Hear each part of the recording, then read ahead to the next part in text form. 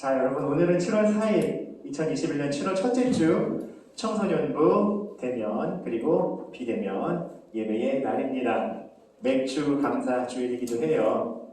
한 해의 첫 실과를 열매를 거두게 하신 하나님께 그 소출을 드리며 감사했던 그 귀한 정신을 함께 기억하고 올 한 해 여기까지 함께 하신 하나님께 영광 돌리며 예배하는 날입니다. 이제 모두 자리에서 일어나셔서 우리 살아계신 하나님께 예배하며 예배로 나아가는 찬양을 드립시다.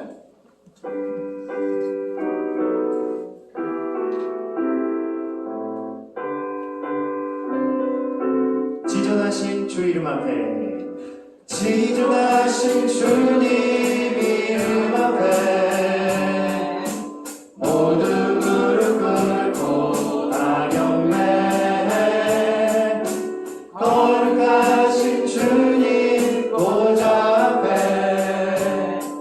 엎드려 절하 예수님 그리스도 예수님 주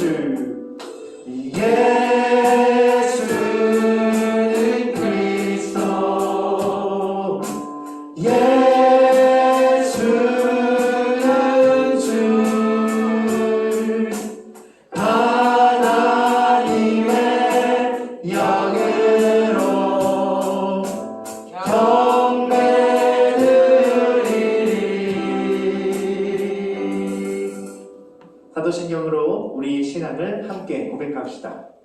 나는 전능하신 아버지 하나님 천지의 창조주를 믿습니다. 나는 그의 유일하신 아들 우리 주 예수 그리스도를 믿습니다. 그는 성령으로 잉태되어 동정녀 마리아에게서 나시고 본디오 빌라도에게 고난을 받아 십자가에 못 박혀 죽으시고 장사된 지 사흘 만에 죽은 자 가운데서 다시 살아나셨으며 하늘에 오르시어 전능하신 아버지 하나님 우편에 앉아 계시다가 거기로부터 살아있는 자와 죽은 자를 심판하러 오십니다.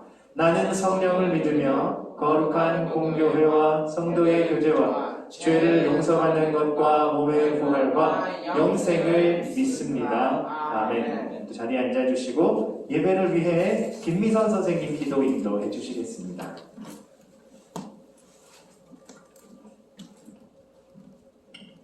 기도하겠습니다. 우리를 사랑하시고 언제나 내 편이신 주님, 지난 한 주간 동안도 우리를 건강하고 안전하게 지켜주셔서 오늘 청소년부 예배로 하나님께 예배드리게 해주심에 감사드립니다. 우리 친구들 학교와 학원 또는 늦잠 또 코로나19로 인하여 예배에 잘 참석하지 못하고 우리 자신의 일에 늘 치중하면서 힘들다고 불평하는 우리들입니다.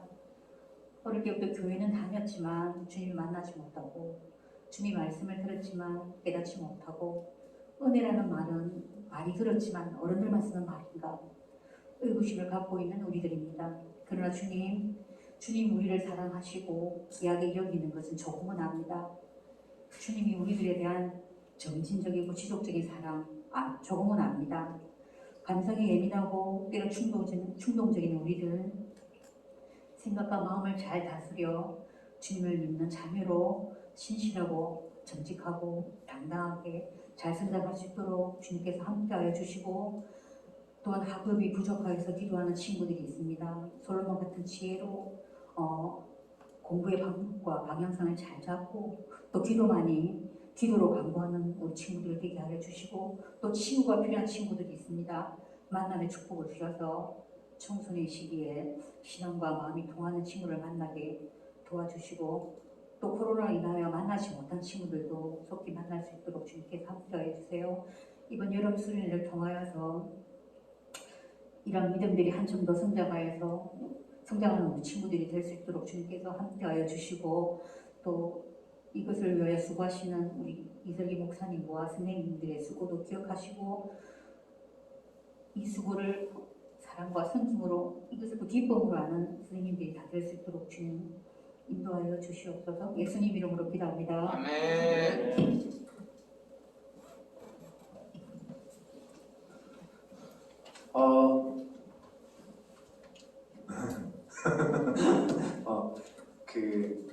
한 가지 제안을 좀 친구들에게 잠깐 하려고 해요. 선생님들과 친구들 청소년부 예배를 함께 드리고 있잖아요. 근데 우리 예배 순서가 보통 보면 여는 찬양하고 예배로 나가는 찬양하고 사도신경하고 기도 인도해 주시고 말씀 읽고 말씀 나누고 봉헌하고 봉헌 기도하고 파송하고 축도잖아요. 뭐 다른 교회 예배 드리는 것처럼 저를 쳐다보고들 그래요. 본인들이 하는 예배잖아요. 그 중간에 우리가 몇 주 전부터 대면 예배 다시 시작한 다음부터 말씀 듣기 전에 서로 친교를 좀 하고 있어요. 인사하고 뭐 이렇게 서로 피스트 펌프도 하고 스킨십도 하는데 이 시간이랑 파송 찬양 드리는 시간이랑 겹쳐. 의미가 조금 두 번 하는 거야. 아니 뭐 좋은 거니까 두 번 해도 되긴 하는데 예배를 조금 더 효율적으로 그리고 쌈박하게 드리기 위해서 예배 순서를 좀 조정할까 해요. 큰 건 아니고 지금 말씀을 읽기 전에 친구들이 일어나서 서로 찬양하고 서로 축복하고 파송 노래를 하면서 그때 교제를 하고 바로 말씀을 읽고 앉아서 말씀 나누고 봉헌하면 제가 봉헌 기도하고 바로 축도하고 예배 끝. 그렇게 한번 해볼게요. 그래도 되죠? 괜찮겠죠? 네. 그럼 지금 뭐 하는 시간? 서로 축복하는 시간. 자리에서 일어나세요. PPT 가사를 너는 그리스도의 향기라를 띄워주시고요. 아예 지금. 네. 이 시간에 여러분 자리에서 한 자리씩만 돌아다니셔도 내 생각에는 한 자리씩만 돌아다녀도 최소한 내가 우리 반에서 만나는 친구들 말고 3명, 4명은 만날 수 있거든. 여기 가운데 보면요 키가 부쩍 커서 온 반년 만에 온 중3 수인이가 오늘 대면에 오랜만에 왔어요. 여러분 박수 한번 주세요. 수인이는 선생님들을 포함해서 오늘 10명 이상의 스킨십을 받으세요. 아셨죠? 안 해주면 네가 가서 왜 안 해줘? 푹 쳐! 알았지? 자, 우리 너는 그리스도의 향기라 서로를 향해 축복해주며 선생님들은 돌아다니시고 친구들도 양옆 앞뒤에 있는 친구들과 인사하며 교제합시다. 너는 그리스도의 향기라.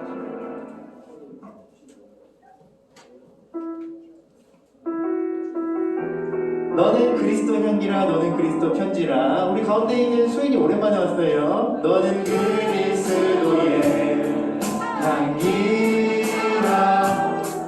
너는 그리스도의 편지라. 하나님 앞에서 그리스도의 향기니 너를 제 지금 두번 뻗었어. 너한테 너를 통해 사랑이 흘러가니.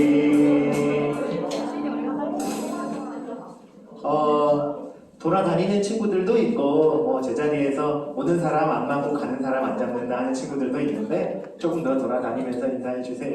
네, 우리 하나님의 말씀 볼게요. 사도행전 3장 11절에서 15절 말씀이에요. 그대로 일어서 계시면 돼요, 여러분. 네.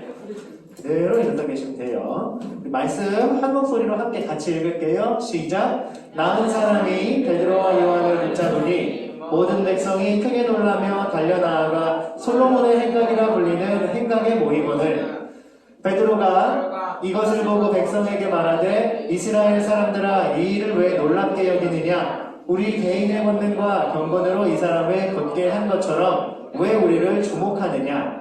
아브라함과 이삭과 야곱의 하나님 곧 우리 조상의 하나님이 그의 종 예수를 영화롭게 하셨느니라.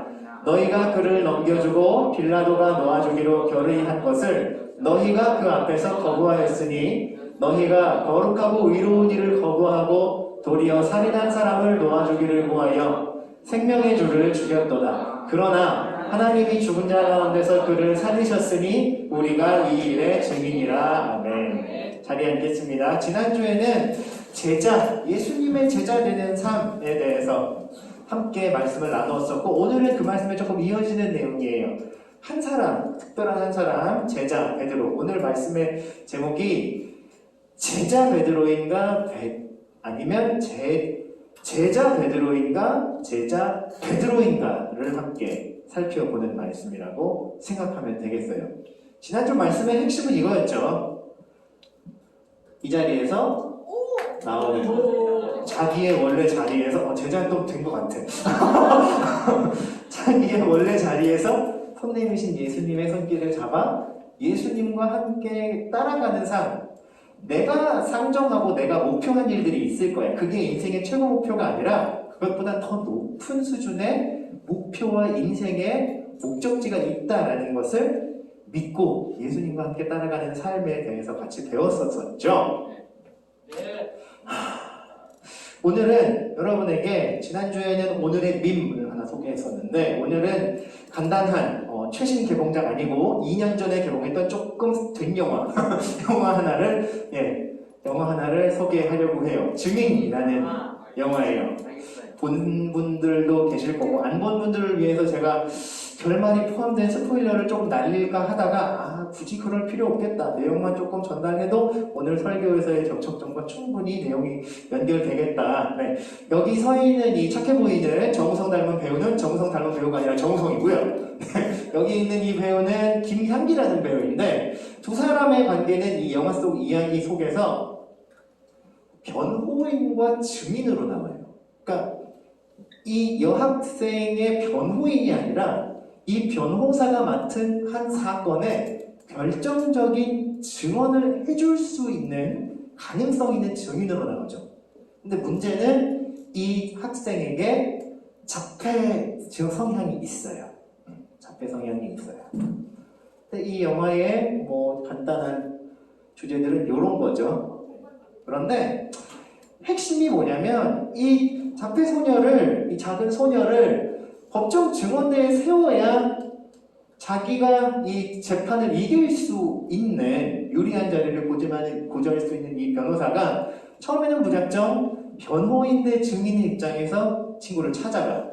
나이나 다를까 문정 박대를 당하죠. 완전 면접 몰수를 당하죠. 근데 이 친구 입장에서 어른이고 남자고 두렵고 떨리고 딱딱한 이야기로 얘기하니까 자기 세계 안에 들여오는 이유가 없는 거야. 계속 밀치고 거절하다가 아주 조금씩 마음을 열기 시작해요. 막 학교 앞에 가서 좋아하는 라면을 매일 사주기도 하고 좋아하는 보드게임 선물을 막 주고 이 친구를 마음을 어떻게 살까 막 노력하면서 조금씩 마음을 열다가 결정적으로 이 변호사에게 이 학생이 마음을 열 때 질문을 해요. 한 가지 질문을 하는데 스포일러가 이미 되어 있죠. 이 친구가 그날 있었던 일에 대해서 얘기해 줄 수 있어? 라고 하는 변호사의 질문에 이렇게 질문을 해요. 저도 영화 본 지가 사실 가물가물해서 오늘 아침에도 보고 왔는데 이 배우의 그 연기 아우라가 너무 독특해서 제 성대모사를 잘 할 수 있을지 모르겠어요. 약간 이렇게 물어보거든요. 당신은 좋은 사람입니까? 이러고 물어본단 말이에요.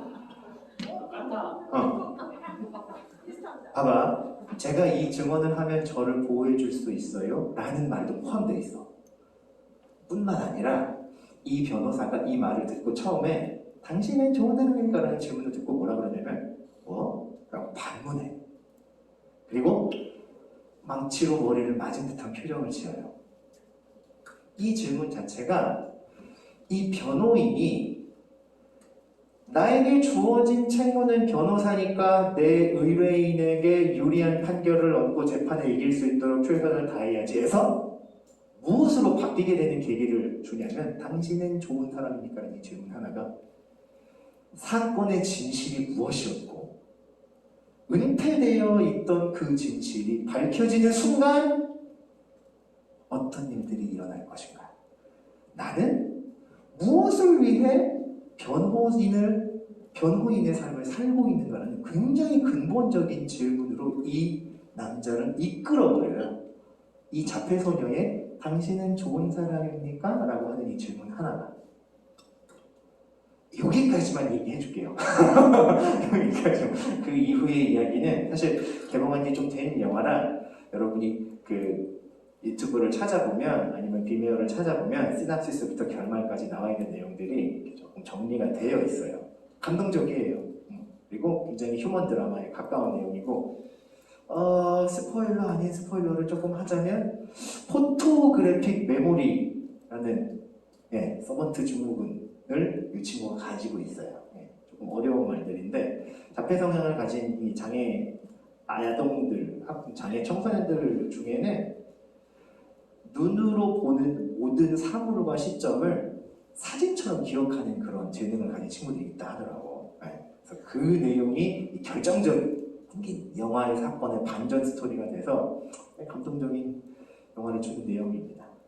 어쨌거나 우리는 이 영화에서 두었던 이 장치 하나, 당신은 좋은 사람입니까? 라고 하는 질문이 이 친구의 이 친구의 세계뿐만 아니라 그와 관계하려 했던 한 사람의 인생과 그의 이후의 모든 길들을 송두리째 바뀌게 해버렸던 질문이라는 거에 조금 차관을 두고 오늘 말씀으로 들어가 보려고 해요.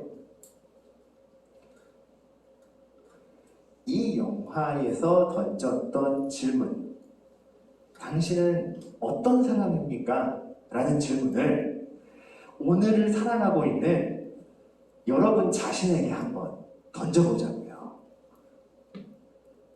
당신은 좋은 사람입니까? 당신은 어떤 사람의 삶을 살아가고 있나요? 즉, 정체에 대한 질문이 될 수 있을 거고요. 두 번째로는 이런 질문이 될 수 있겠죠.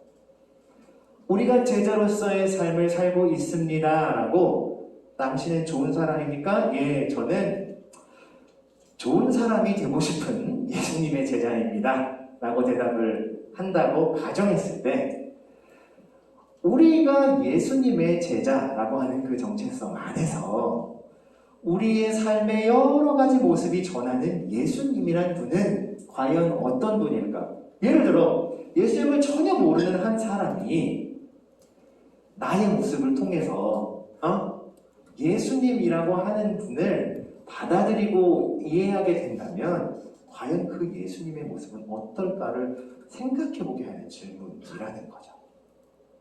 오늘 사도행전 3장 11절에서 15절의 말씀에 나왔던 베드로와 베드로에게 몰려왔던 많은 사람들, 그 사건의 바로 직전에는 한 가지 사건이 있어요, 여러분.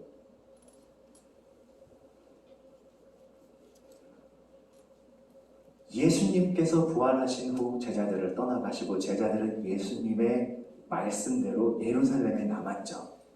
예루살렘에 남은 제자들이 어떻게 예수님의 제자의 삶을 살아갔는지를 기록해두고 그 사건들을 그대로 구성해 놓은 성경권이 사도행전이에요. 근데 여러분, 사도행전의 영어 제목이 뭔지 알아요? 액트예요. 액트. 사건들 혹은 예수님의 제자로 살았던 그들이 하나님의 이름으로 일으키고 감당했던 일들, 액트, 사건의 모음집들, 이거를 한자어로 그대로 번역하니까 사도, 예수님의 제자들의 행전이 된 거죠. 그들이 사건으로 겪고 행하였던 일들을 기록해놓은 전기가 된 거예요. 사도행전 1장의 말씀에 보면 예수님과 제자들의 지상 마지막 만남이 다시 리바이벌 되어 있어요. 나는 떠난다, 자 있어랑 랑랑 하고 하늘로 올라가시는 예수님과 땅에 남겨진 제자들이 다시 자신들의 공동체를 재편성하고 재정비하고 다락방에 모여 기도할 때 예수님이 약속하셨던 첫 번째 성령의 강림 사건이 사도행전 2장에 나오는 주요 사건이고, 그리고 나서 바로 이어지는 사건이 성령 강림 후에 이어지는 사건이 복음이 어마어마하게 전파되는 사건, 수천 명의 사람이 예수님을 하루 만에 믿고 예수님께로 다시 나온 사건, 이 사건으로 인해서 예루살렘 안에는 예수님을 섬기는 예루살렘 교회라고 하는 초대 공동체가 생겨났죠. 그 다음에 나오는 사건이 오늘 우리가 읽은 사도행전 3장에 나오는 사건이에요. 베드로와 요한, 예수님의 가장 대표적이었던 이 두 사람은 아직 자신들의 신변의 위협이 사라지지 않은 그 시점에서 예루살렘 성전으로 나아가는 대단히 용감한 행동을 해요. 붙잡히면 예수님의 제자들이기 때문에 죽음을 면키 어려웠거든. 그런데도 복음에 사로잡혀 그리고 복음을 전해야 한다는 그 일념으로 예루살렘 성전에 들어간 그들을 처음 만났던 사람은 예루살렘 성전 미문에 앉아 있었던 날 때부터 신체적인 장애를 가지고 있는 구걸하는 사람이었어요. 베드로는 이 사람을 만나 자신이 할 수 있는, 자신의 정체를 드러낼 수 있는 가장 단순하고 강력한 메시지를 전했죠. 베드로의 메시지는 바로 이것이에요. 나한테 당신에게 줄 금과 은은 없어요. 대신 나에게 있는 것을 당신에게 주겠어요. 죽음에서 부활하시고 모든 죽은 자와 산 자의 구원자가 되신 예수님 이름으로 명령하니 일어나 걸으세요. 그리고 그때에 날 때부터 신체 장애를 가지고 있었던 안진뱅이라고도 불리는 이 불편한 몸을 가지고 있던 사람의 다리에 힘이 생겼죠. 자리를 주섬주섬 정리하며 자리에서 일어나서 걷고 뛰고 춤추며 하나님이 하신 일을 찬양하기 시작해요. 그리고 나서 삽시간에 많은 사람들이 고침을 받은 사람을 쳐다보면서, 그죠? 고침을 받은 사람에게 달려간 게 아니에요, 여러분. 이게 진짜 중요한 거예요. 고침을 받은 사람을 쳐다보면서 베드로의 손을 꽉 붙잡았죠. 당신 누구요? 뭐 하는 사람이야? 기적을 베푼 사람이니까 깜짝 놀랐잖아요. 매일 성전에 왔던 그 사람들은 매일 그 자리에 앉아서 구걸하던 그 사람을 아마 적어도 10수년은 봐왔을 거라고. 그런데 그 사람이 일어나 춤추고 뛰며 하나님을 찬양하고 있는 모습을 봤을 때 사람들은 모두 베드로와 요한에게 집중했죠. 그런데 그때 베드로와 요한이 사람들에게 전한 메시지가 오늘 우리가 읽은 사도행전 3장 11절에서 15절 말씀의 내용이에요. 이것은 내가 한 일이 아니라 성령께서 나를 통하여 드러내신 역사입니다. 우리에게 이 성령을 약속하신 분은 예수님이시라는 분인데, 예수님은 다른 사람 아니면 바로 당신들이 얼마 전에 핍박하고 멸시하고 모욕하며 십자가에 못 박아 죽음을 맞이하게 했지만 그분은 죽음에서 살아나셔서 모든 살아있는 자와 죽어있는 자들, 모든 하나님의 지으신 생명들의 구원자가 되신 분입니다 라고 선포해버렸어요. 여러분, 여러분에게 질문, 제 베드로의 사건에서의 질문을 다시 던져볼 거예요. 이 놀라운 기적을 베푼 사람, 주인공은 제자 베드로인가요? 제자 베드로인가요? 다시 한번. 제 억양을 잘 보세요. 작은 따옴표가 제자 베드로의 분느냐, 제자 베드로의 분느냐. 제자 베드로예요? 제자 베드로예요? 제자 베드로예요. 그가 증언한 내용과 실제로 일어난 사건의 팩트가 그래요. 베드로가 이 일을 할 수 있던 사람이라고요? 그는 사랑받는 제자, 하나님의 권능을 받은 사람이니까? 여러분, 지난주 말씀에서 우리는 베드로라는 사람의 민낯과 그 팩트를 철저히 살펴봤죠. 공부도 못하고 부자는 아니지만 공부를 못한다기보다 공부를 할 필요가 없었죠. 할 수도 없었어. 어렸을 때부터 갈릴리 호수에 나가서 그물기로 물고기 잡는 법을 배워야 했거든. 열심히 그 일을 했어. 그랬더니 부자는 아니지만 먹고 살 정도는 됐다고. 특별할 것 없었던 한 사람인 베드로. 심지어 예수님이 그를 처음 만나실 때 저 깊은 곳에 물고기 하나도 살지 않는 곳에 가서 그물 던지시오. 예수님 던지시라니까 던지긴 던지는데 여긴 고기가 없어요. 이게 뭐야? 예수님 저리 가세요. 했던 충격적인 예수님과의 첫 만남을 경험했음에도 불구하고 예수님 십자가에 달리실 때 난 그 사람 몰라요. 에이, 내가 언제 그 사람을 다녔다고? 내가 그런 사람이랑 다녔으면 하나님 저주를 받지? 예수님을 3번이나 부인하고 새벽 딱 울던 때에 슬피 울며 난 이제 그냥 예전 살던 짓이나 해야겠다. 다시 갈릴리로 낙향해서 고기 잡다가 다시 예수님이 또 딱 찾아오셨어. 일로 와라. 배에서 뛰어내려 그분 앞에 가서 예수님, 제가 예수님 사랑하시는 거 이제는 제가 다른 사람들한테 말을 못하겠고 예수님만 아십니다 하면서 벌벌 떨며 자기의 이전의 과오를 용서하신 예수님을 다시 받아들였던 그 베드로는요, 특별한 능력을 가지고 있지도 않고 그런 특별한 권세를 가질 만한 자격이 있는 사람도 아니었어요. 그런 그가 제자로서 예수님을 따르는 삶을 고백하고 제자로서 두려움 없이 그 일들을 행해 나아갈 때에, 제자의 행전을 써 나아갈 때에 그 앞을 가로막고 있었던 복음의 전파를 방해하는 장애물들이 하나가 떨어진 사건. 이게 오늘 우리가 만나는 사도행전 3장 사건의 팩트죠. 그래서 저는 여러분, 이 베드로의 사건을 통해서 베드로가 예수님을 믿는 신앙을 내가 힘써서 갈고 닦고 나의 어떤 소유물로 혹은 나의 어떤 무기로 내가 가지고 있는 어떤 재능으로 삼은 것이 아니라 예수님은 내게 어떤 분이시라고 하는 자기 정체성의 문제로 받아들였다는 것을 알 수가 있어요. Look at me. 저를 보세요. 완전 중요한 얘기 할 거예요. 여러분, 세상을 살아가는 동안에 있잖아, 우리가 그러니까 청소년들 대상으로 하는 얘기예요. 중요한 얘기예요. 세상을 살아가는 동안 여러분이 성장을 해 나아가고 성인이 되어가는 동안 여러분이 성장하고 성숙해야 하는 여러 가지의 카테고리가 있을 거예요. 범주가 있을 거예요. 그죠?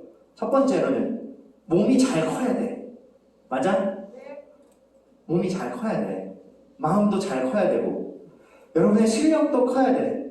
그런 것만 크면 되나? 관계도 성장을 해요. 여러분, 무슨 말인지 아시겠어요? 여러분의 관계도 성장을 해요. 전노기 때는 엄마 아빠와의 관계만 좋으면 돼. 형제 자매가 생기면 툭탁툭탁툭탁 하다가도 사랑해 하면 사랑해하고 안아주고, 잘못하면 허물도 감싸주고 하는 형제 자매와의 관계가 필요해. 그러다 학교 가면, 어린이집 가면, 유치원 가면 그 또래 구성원들과 사회활동을 해가면서 사회활동을 배워가지. 그러면서 여러분이 성장해서는 정말로 중요한 관계를 맺는 사람들, 어떤 사람과는 이익관계, 어떤 사람과는 친분관계, 어떤 사람과는 애정관계를 맺으면서 살아가는 거 아니야. 그렇잖아. 그런데 여러분, 이 모든 것을 주도적으로 잘 해낼 수 있는 가장 중요한 센터에 있는 영역이 있어. 그건 바로 자아 정체감이야. 자기 정체성이라고 하는 범주도 성장을 함께 해가야 돼. 무슨 말인지 알겠어요? 나는 어떤 사람인가? 나는 무엇을 잘하고 무엇을 잘 못하는가? 무엇을 좋아하고 무엇을 싫어하는가? 나의 기준에서 나는 어떠한 선악의 기준을 가지고 있는가? 이런 거. 그죠? 근데 여러분, 신앙은요, 믿음은요, 제자의 삶의 정체성은요, 이렇게 내가 받는 교육, 지식, 신체적인, 관계적인 영역이 아니라 나의 정체가, 내가 생각하는 나의 정체, 자기 인지가 똑바로 성장하고 올바르게 곧게 성장할 수 있는 그냥 가장 직접적인 범주라고 생각하면 돼요. 신앙은 절대로 나의 개인 정체성과 떨어져서 다른 어느 한 범주에서 교회 잘 가고 헌금 꼬박꼬박 잘 내고 예배 참석 잘하고 수련회 따박따박 잘 나가. 물론 수련회는 꼭 와야 돼. 이유도 설명해 줄 거야. 그렇게 하면 차근차근 잘 커가는 영역이 아니라는 거야. 하나님을 믿는다는 것, 예수님을 섬기고 제대로 살아간다는 건 내가 어떤 사람인지를 나 스스로도 다른 사람들에게 말할 때도 차이 없이, 그리고 내 진심을 담아 100%로 이야기할 수 있는 무언가가 생긴다라는 살아가는 의미인 거야. 그래서 제자도는 자기의 정체성, 내가 예수님의 제자로 어떤 삶을 살고 있는가에 거짓 없이, 왜 거짓 없어야 돼? 그 모습은 하나님이 보시는 모습이거든. 거짓을 가질 수도 없어. 하나님을 속일 수 있는 사람이 세상 어디에 있겠어. 그렇기 때문에 진실할 수밖에 없는 것이고, 그렇기 때문에 우리는 오늘 우리가 예배로 나아가며 드린 찬양처럼 주님, 우리는 연약합니다. 우리는 넘어집니다. 라고 하는 고백으로 시작하지만, 그렇지만 그런 우리를 하나님의 은혜로 제자 삼아주시고 구원하여 주셔서 제자의 모습으로 살아갈 수 있게 해주셨으니 저는 그 길을 따라갑니다. 주님이 완전하시니 저는 주님을 신뢰합니다라고 고백하게 되는 거예요. 이게 정체성이고 이게 신앙의 자기 정체를 받아들이는 모습인 거야. 그렇다면 제자도의 모습은 당연한 거죠. 우리가 살아가면 우리의 일상의 모든 영역의 모습, 자기 정체성이 있어야 나머지의 영역들도 같이 성장해 갈 수 있잖아. 그 영역들의 모습에서도 예수님이 우리에게 명하신 그 말씀들을 잘 찾아 따라 행하는 것, 그것이 당신은 제자로서 어떤 삶을 살아가고 있습니까? 라고 하는 질문에 대한 답이 되는 거예요. 증인의 자세, 내가 경험한 하나님, 내가 개인적으로 1인칭으로 만났던 그 하나님의 모습을 따라 증인의 모습으로 있는 그대로의 모습들을 전하며 살아가는 것.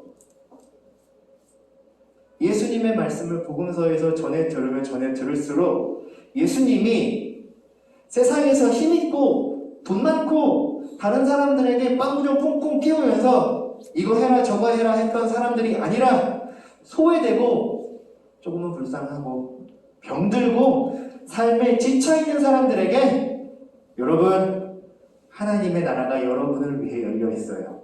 소망을 가져요. 그들의 병을 고치시고 그들을 먹이시고 입히셨던 분이라는 걸 알아가면 알아갈수록 우리는 아무 자격 없는 우리들을, 나를 제자로 불러주셨고 이제는 나를 통해 세상의 다른 많은 사람들에게 당신에게 없는 자격을 하나님이 주셨습니다 라고 증언할 수 있는 제자의 모습을 부르셨다는 그 부르심을 경험하게 되는 것. 예수님의 제자인 우리가 우리의 실제 삶에서 전해야 하는 모습은 세상적인 소망이 없는 사람들에게 세상의 소망이 아닌 예수님이 전해주셨던 하늘의 소망이 참 소망이라는 것을 알고 드러내는 것. 예를 들어 우리 집엔 돈이 없어. 하지만 돈 없다고 세상은 돈 있는 사람들 편이야. 로또만이 해답이야. 라고 말하며 살아가면 여러분 그 사람의 삶의 중심에는 그 사람이 섬기는 하나님의 자리에는 돈이 가 있게 돼버리는 거잖아.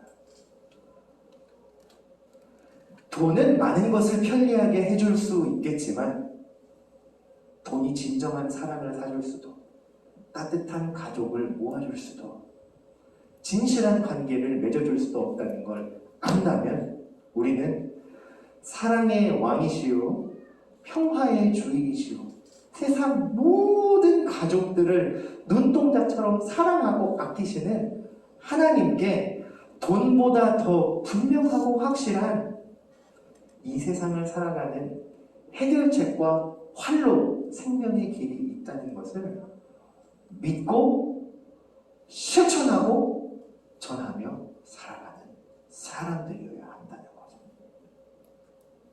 간단해요, 여러분. 근데 그 간단한 길이 쉽지는 않아요.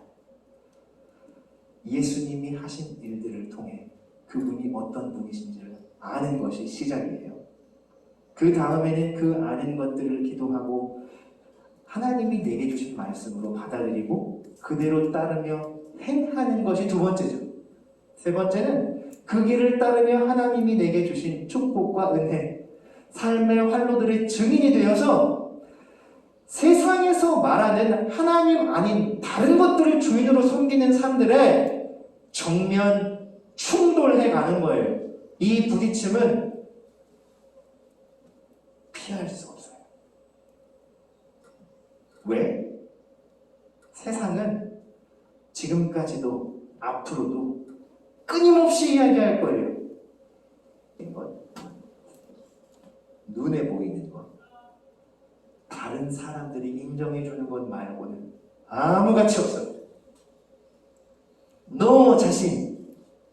너 자신에게 가장 집중해서 너를 사랑하고 한 번뿐인 너의 삶을 위해 할 수 있는 건 다 해봐. 아니 여러분, 모든 것을 할 수 있지만 그것들을 하지 않을 수 있는 자유도 주어졌다는 걸 아는 게 더 수준 높은 자유예요. 내가 하고 싶으면 하지만 하지 않아야 한다면 절제하고 참아낼 수 있는 것도 자유라니까. 하지 않는 게 더 올바르고 온전하다는 걸 아는데 왜 꼭 그 길을 따라가야 되는데?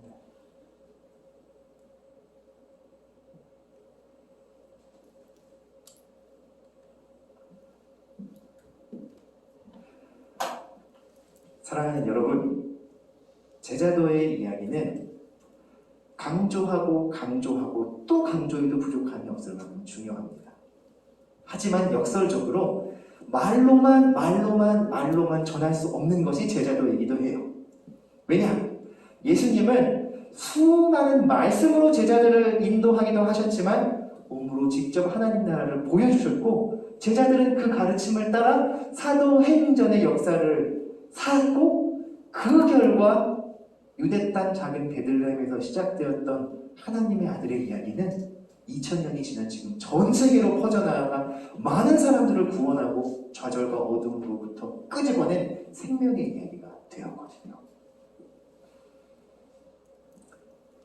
제자도는 행함으로, 전파함으로 성장해 나아가며 나를 온전한 하나님의 사랑으로 인도해주는 예수님의 가르침이 될 거예요.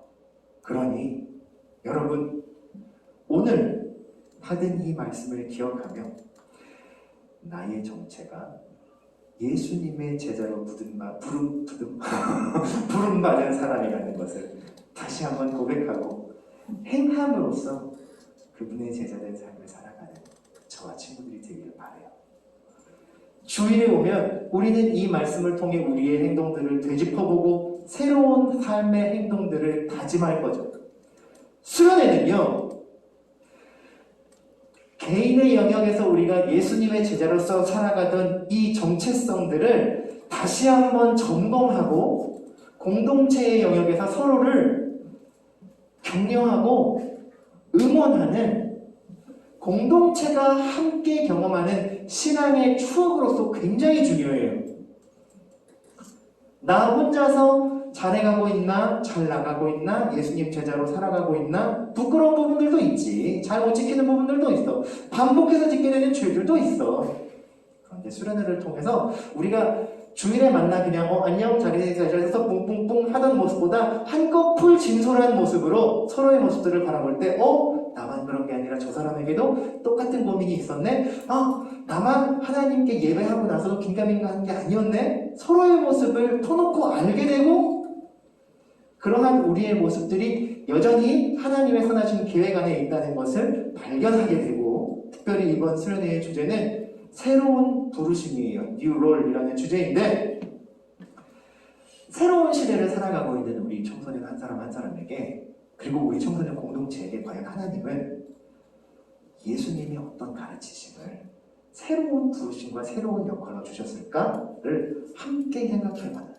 좋은 신앙의 추억을 만들어가는 계기가 될 거예요. 그러니 주저하고 있다면, 아니면 참가를 할까 말까 띵가민가 하고 있다면 주저하지 말고 여러분, 제자된 마음으로, 그리고 정원하는 마음으로 참가하세요. 7월 17일 토요일 7시에서 10시까지, 18일 주일 11시에서 10시 30분까지 우리가 새로운 부르심에 함께 참여하는 그 시간을 가질 거예요. 제자도의 삶을 한 주 동안 잘 살아가실 수 있기를 바라고, 이 말씀을 기억하며 남아있는 2021년도 우리에게 주신 예수님의 새로운 부르심을 따라 살아가는 제자들이 되기를 우리 하나님은 원하고 계십니다. 기도하겠습니다. 좋으신 하나님 감사해요. 오늘은 말로 설명해도 부족함이 없는 예수님의 제자도, 그러나 그것으로 완전하지 않기에 행함으로 또한 하나님이 우리에게 주시는 은혜로 인도하심으로 계속 우리의 평생 동안 검증받고 다시 하나님 앞에 비추심을 얻고 인도하심을 얻어야 할 제자의 삶에 대해 살펴보았어요. 예수님을 따르며 예수님의 말씀대로 살아가며 그리고 그 말씀을 전파하며 증거하며 살아갈 때에 예수님의 사랑받는 제자, 특별한 제자, 그러나 제자의 정체성을 잃지 않는 참된 제자들 한 사람 한 사람이 되기를 축복하고, 성민이의 청소년들이 특별히 이번 여름 수련회에 참가하여 예수님의 제자로서 자신의 삶을 하나님 앞에 비추어 내고 함께하는 또 격려와 응원들을 얻고 예수님이 허락하시는 새로운 부르심과 역할들에 순종할 수 있는 계기를 삼게 해주세요. 예수님의 이름으로 기도합니다. 아멘. 우리 시간은 준비한 예물을 하나님 앞에 드리는 시간입니다. 맥주 감사 조율 헌금도 함께 드리시면 되겠습니다. 우리 선생님 두 분만 앞에 봉헌위원으로 봉사해 주시고, 우리 나는 예배자입니다 찬양하며 준비한 예물을 드리겠습니다. 나는 하나님을 예배하는, 나는 하나님을 예배하는 예배자입니다.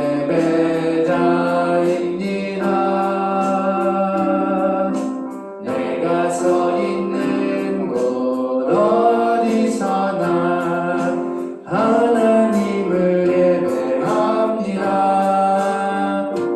내 영혼 거룩한 은혜를 향하여 내 마음 완전한 하나님 향하여 이곳에서 바로 이 시간 하나님을 예배합니다.